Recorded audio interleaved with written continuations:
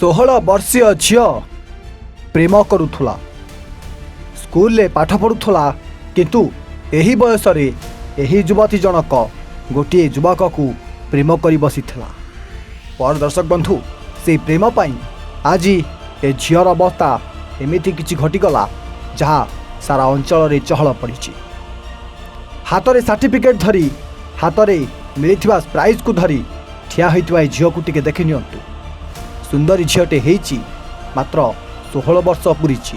किंतु एही झील जनक एही बयस आउ जन को भल पाई जाइथिला किंतु से भल पाइबा से प्रेम पाई ए झीर आज सबकिछि जेमिति नष्ट हो गला। हाँ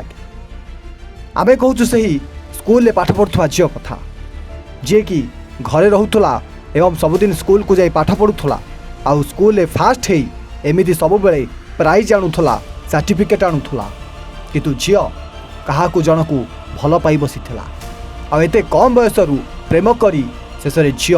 आज निजे निज को हजईला। हाँ दर्शक बंधु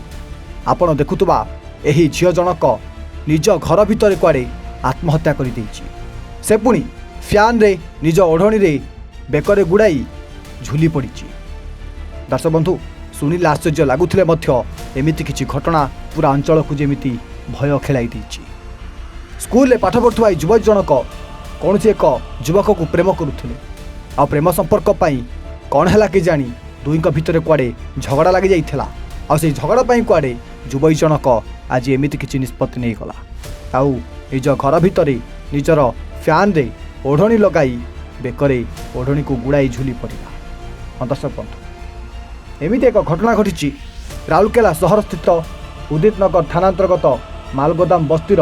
20 नंबर वार्ड रे जोठी एही नाबालिका झील जनक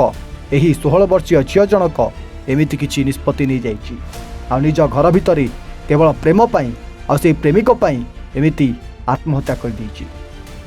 तेबे एने झील परिवार लोके एवं बस्ती बासिंदा स्थानीय उदित नगर थाना रे खबर देवा परे पुलिस घटनास्थल को पहुंची तदंत आरंभ करने सहित नाबालिका झील मृत शरीर को जबत करी पोस्टमार्टम पाई पठाई एवं घटनार अधिक तदंत पाई परिवार लोकों को पचरा उचरा करुच्ची। तेबे ए भितरे काहेकि नाबालिका झीलटी एमिति आत्महत्या करदेला ताहार कौनसी स्पष्ट सूचना मिल पारि नाही